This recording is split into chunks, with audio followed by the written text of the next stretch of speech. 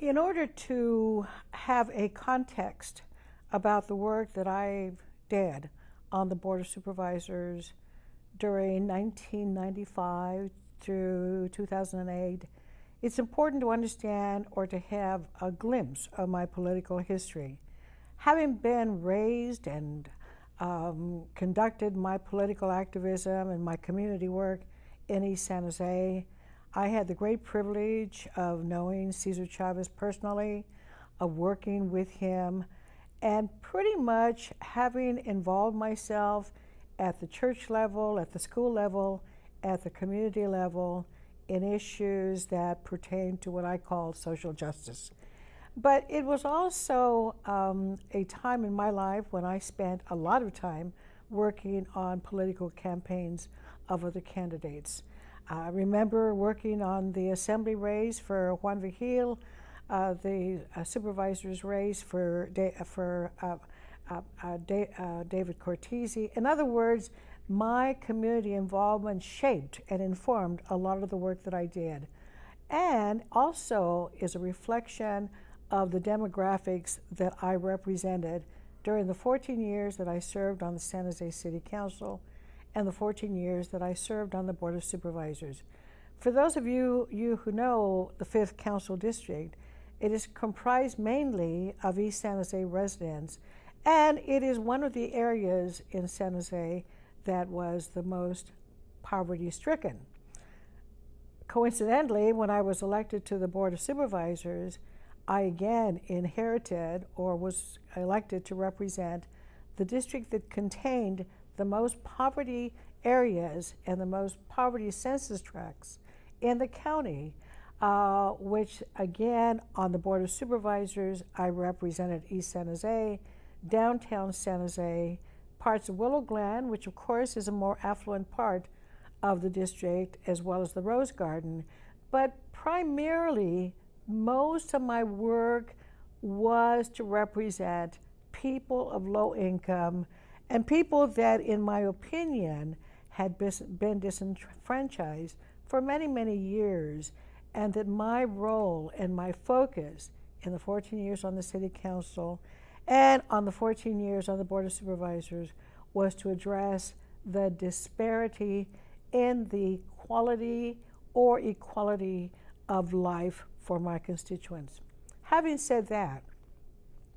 let me be specific about my work on the Board of Supervisors, because while I spent 14 years on the City Council, some of my most rewarding and satisfying years as a political leader were experienced at the level of the Board of Supervisors, because in fact, at the Board of Supervisors, that is the governmental entity that provides the most, if not all, of the human services to the residents of the county and to cities. The Board of Supervisors manages and runs the jails, this enormous, gigantic, very effective hospital and clinic system, open space. We have Vasona and other regional parks that reflect the desire of Santa Clara County residents to be environmentally sensitive, conscientious, and at the same time to preserve open space. It was a very rich experience, but I will say unequivocally that most of my emphasis in the work that I did centered around improving conditions for children, for the youth, and for families of Santa Clara County. And because that was my focus, I will recall, for purposes of this interview, some of the highlights of the work that I thought, that I believe today, were the most significant of my endeavors. When I talk about children, a source of tremendous pride to me is the championship that I embarked upon to create the Healthy Families Program in Santa Clara County. It was really the first program in the entire country that was funded by government and by tobacco tax, for that matter, to create a health insurance for all children who were uninsured from birth to the age of 19. That was a program that created a quality experience of life for children that up until now had not had dental care, had not had medical services, and of course, using the health insurance program known as Healthy Kids, we were able to cover children and to provide them with health care coverage that had never been heard of in the past. It was a tremendously important program, and it continues to this day. And I would say that as a result of the work that we did at the county to create this program, other cities, other counties across the state followed suit and created the same kind of program, which eventually became, at the state level, the Healthy Families Program. That was a major accomplishment, but it was tied into my deep understanding of the importance of early prevention. And early prevention was the foundation upon which the work of the First Five Commission emanated. As many of you will recall, when Proposition 10 was approved by the voters, there again, counties, 57 counties in California created the First Five Commissions. I was the creator of the organization known as First Five in Santa Clara County. I carried the water for the First Five Commissions. The Board of Supervisors established the ordinances with board approval that created this commission that was dedicated to creating early childhood development programs, including early literacy programs, so that today, in the last 15 years, many of our children are experiencing early childhood, are embarking on literacy programs that were not available to them in the past, and most importantly, we created a vehicle and programs by which families understood intuitively and practically that a child's biggest learning opportunities occur from the time that they are born until they are 6 years old. This was a movement that has had phenomenal success in the state of California, and to this day, more and more awareness and recognition and efforts are being made to address the learning opportunities for children at a very early age. Not only their learning opportunities, but for parents and for communities to understand that a child at birth has tremendous potential for overcoming some of the disabilities that occur in later life because they were not addressed in the early stages. Having said that, one of the most exciting programs that I created with the collaboration of the First Five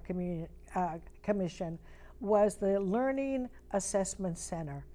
That program continues at the Valley Hospital campus on Bascom Avenue, where children that are born to addicted parents, parents that have had substance abuse problems, are assessed at birth to determine whether or not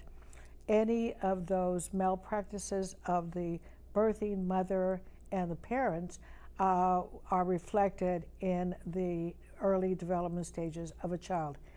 Doing that kind of an assessment has allowed the county to identify children who are at risk at a very, very early age and to direct the resources and the services that that child and that family need to correct any deficiencies at the time that the child is born. It's an incredible program, and if you ever go out to the Valley Health Complex on Bascom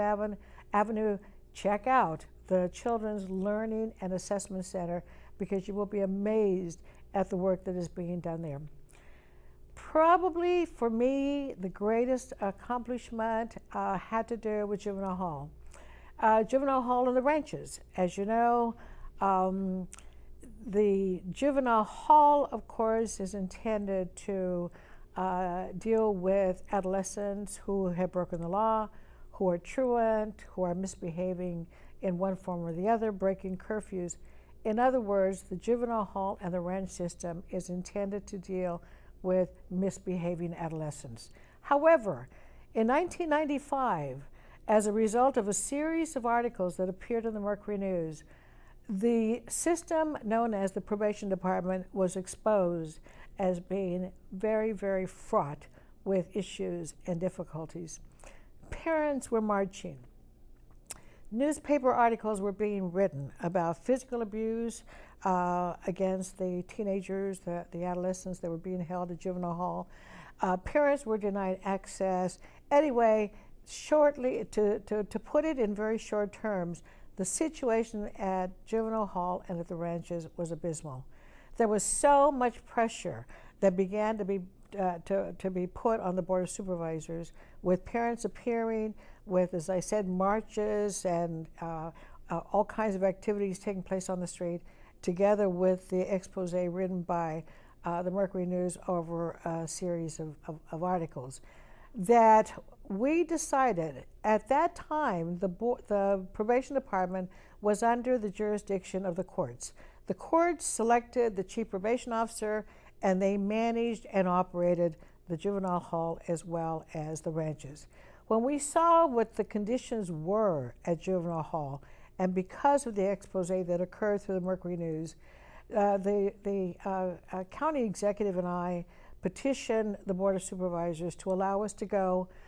before the voters and to ask that the voters turn control of juvenile hall and the ranches over to the county executive and the Board of Supervisors. That's exactly what happened. When we went to the voters and positioned ourselves as better caretakers of the juvenile hall facilities and the ranches, the voters overwhelmingly gave us that authority, and from that point on, the county executive was able to hire the chief probation officer, and the Board of Supervisors had fiscal control over the budget issues associated with that department. It was a tremendous, tremendous turning point, because having authority for juvenile hall and the ranches, the Board of Supervisors began a series of efforts which turned the hall and the ranches from a purely punitive setting into a rehabilitative setting. We were very fortunate as well that the Anna E. Casey Foundation, nationally known to take on issues of juvenile matters, became our partner, and I was able to get the board to fund the rehabilitation of the ranches and the juvenile hall, so that the setting for these juveniles was much more familiar, much more healthy, but most important, the counselors, the probation officers were all instructed in new ways of dealing with the behavior of these adolescents, so that everything that was provided in terms of programs at the ranches and at the hall were evidence-based and were best practices that we initiated, and they were conducted in rehabilitative centers all across the country. We did a phenomenal job of turning around the lives of many of these juveniles, including taking on the County Office of Education that had been very remiss in its responsibilities to providing an educational system for the inmates at the hall and at the ranches according to California educational standards. The educational system, the classroom system that had been provided by the County Office of Education left much to be desired. But we forced the County of Education not only to bring a new principal into the school system down there, but to also increase the hours of study and to create homework centers, mentors to come in and work with the adolescents. And eventually, through another offshoot of our efforts, we created the truancy abatement program, which addressed the truancy, which is a very, very serious problem. And to this day, the school dropout rate of many of our teenagers in some of our local high schools continues to be an issue that has to be addressed. But overall, I would say that because we undertook the massive responsibility of running, operating, managing juvenile hall and the ranches, we have a system where the recidivism rate for these juveniles has been greatly reduced, and these kids are getting an experience at juvenile hall where they have misbehaved, where they have violated the law, that hopefully sends them back to their schools, back to their families, back to their neighborhoods with a better attitude towards themselves and certainly a better attitude towards the responsibilities that they have as citizens of a community. Probably for me, two of the most painfully disappointing efforts that I undertook will always nag at me. There was a time when I was on the city council that we had Reed Hillview Airport, which is a 200-acre owned facility by the county of general aviation on Capitol Expressway. Many of you know Reed Hillview Airport, and when I was on the city council, planes frequently fell into neighborhoods or into surrounding areas, and we, including myself, who is a resident of that area, were very, very frightened by the increasing activity of general aviation training and near accidents and accidents that occurred in our midst. We wanted the Board of Supervisors to declare an intent to close the airport, and that was back when Tom McHenry was mayor of San Jose, and I was on the council, but we failed. We failed to get the county to act, and when I was on the Board of Supervisors, I again made an effort to get voter or board approval to declare our intention to close the airport, but that failed. Supervisor Mike Honda and I were the only two votes at that time to vote in favor of closure. Then Supervisor Honda, of course, is now a congressman. But as a result of the tension between the activities at the airport and the concerns and the fears that the surrounding neighborhoods experienced as a result of that presence, we were finally able to at least create some noise compatibility programs to reduce the noise impacts on the surrounding neighborhood. You know, those general aviation planes can be very, very noisy. But we also established some very stringent safety standards that are in place today. And it is my hope that as the demand for general aviation space diminishes, that one day the Board of Supervisors will consider that 200-acre parcel of land as an incredibly valuable asset for the community to be reused in other ways. Time will tell. But the other project that brings sadness to my heart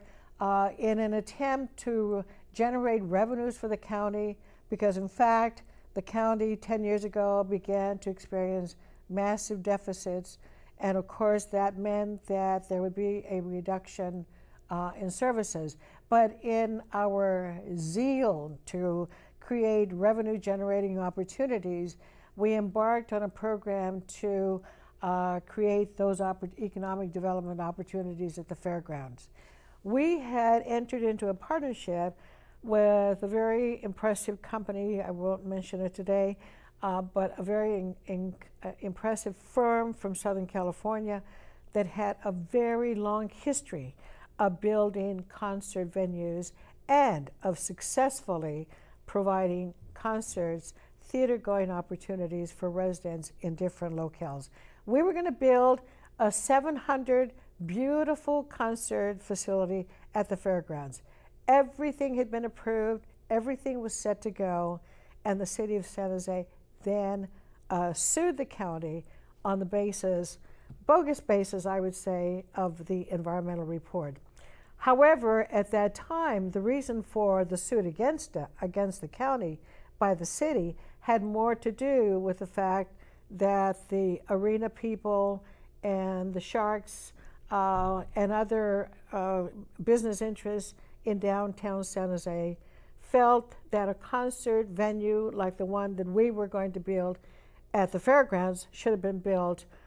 in downtown San Jose. That's what caused the lawsuit by the city of San Jose to be levied against the county.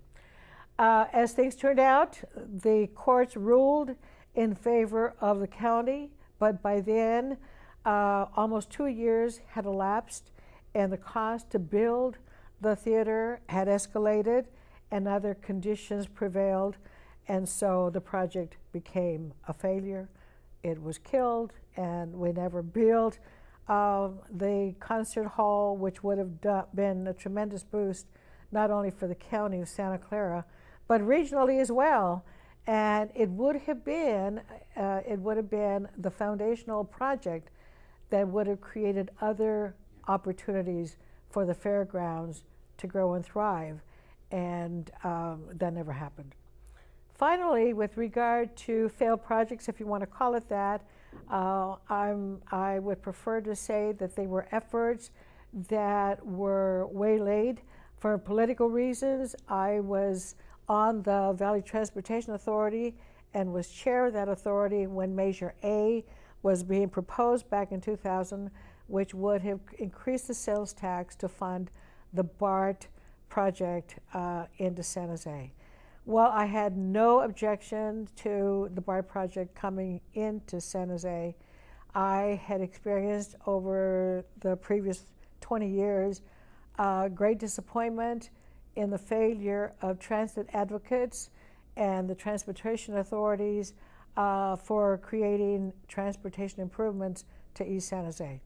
We were going to be asked to increase our sales tax, but there was no evidence that the residents of East San Jose or the eastern part of the county would benefit from Measure A. Certainly the building of BART would have helped a great deal insofar as regional transportation issues are concerned. But we had been hoping to have a light rail built from the downtown San Jose to East San Jose, and that was taken off of the project, even though we had gone through the major investment study, which the federal government requires in order to fund a light rail project out to East San Jose, and eventually, which was our hope, to the East Ridge Shopping Center. The bottom line is that my opposition to Measure A was not, what has been misrepresented or mischaracterized. It was not an opposition against BART as much as it was an opposition to the people with tremendous influence and power using, once again, the hard labor and the sales tax imposition on low-income people, people who are very transit dependent, but were unfortunately not given some of the recognition for the funds that they provided for transportation improvements in Santa Clara County, and that ultimately have been shortchanged over the last 30 years, paying sales taxes for transportation improvements and not really getting the benefit from any of that effort. It's a philosophical position more than it was a pragmatic anti-Measure A position, and someday I would like to write a bigger story about that particular effort because it speaks again to one of the reasons why, as a champion for low-income people and as a champion for the underserved, I have continued to exert whatever vocal influence I have to call attention to inequities that continue to plague our society, where people of less political influence and less economic influence are often ignored, shortchanged, or not given the full citizenship accounting that they deserve. That's just a philosophical position that I carry with me, but I will also say that on the Board of Supervisors, I had a tremendous opportunity to advocate that position and to represent and to be a voice for people that are sometimes marginalized by our political institutions and by other institutions that bear great responsibility for all of us. Overall, however, I would say that my 14 years on the council, on the board, were very productive. It was through my efforts that we established the Office of Women's Policy and Programs, and that program was particularly important because it allowed us to go in and create changes at Elmwood, the women's facility, where women were, as a result of our work, allowed improved visitation programs so that their children could come in a more expedited and efficient way to visit with their incarcerated mothers. We were able to establish lactation possibilities within the jails, the storage of milk,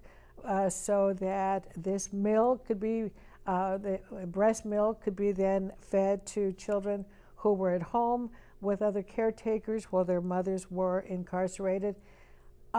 So many good programs that have come out of the Women's Office of Policy and Programs, including tremendous efforts to address widespread domestic violence abuse that was taking place throughout the county. We were very helpful and instrumental in creating programs that gave services to children that witnessed domestic violence in their households. We were able to improve the manner by which restraining orders were issued where violence was occurring in the home. There are so many opportunities that I was given while a member of the Board of Supervisors to create new programs, to be a strong champion and advocate, and overall to use the facility of government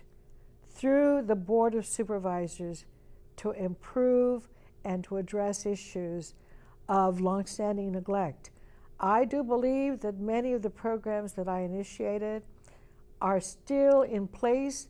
and form the foundation for improved services and awareness to juveniles, certainly to children and to families, and of course to the senior population. With that, I will conclude my remarks and am available through David Cortese's office to be reached to further elaborate on any other programs that I believe were evidence that county government is valuable, it's important, it should be widely supported by all sectors of the community because it is the form of government that delivers direct services in ways that cities and states cannot do.